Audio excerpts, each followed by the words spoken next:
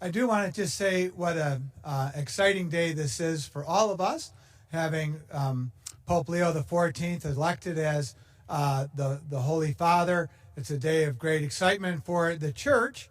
Additionally, it's a day of great excitement for Chicago, for the United States to have one of our own be elected as the Pope, to serve as the Holy Father. Really is a cause of great joy, great excitement.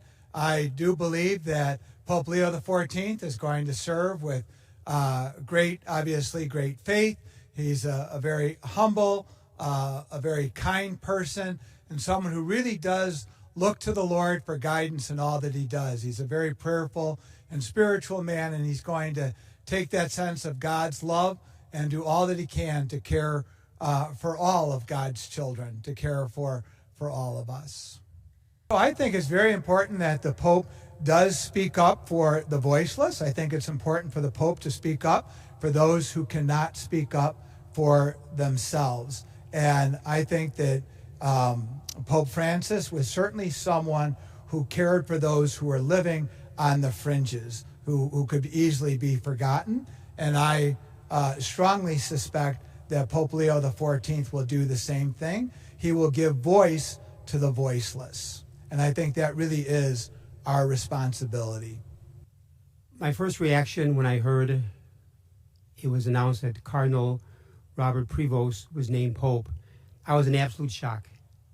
Happily shocked. He was not on my short list, he was on maybe my top 10 list. Here's the ironic part. When he was named in Chicago, at that moment I looked outside here in Chicago, the sun came out. The sun came out. So someone would say, what a coincidence the sun came out.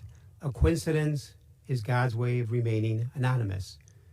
A coincidence is God's way of remaining anonymous. Now, one burning question I have is the fact that the Pope Leo XIV, or Cardinal then, Robert Prevost, was born in Chicago on the South Side.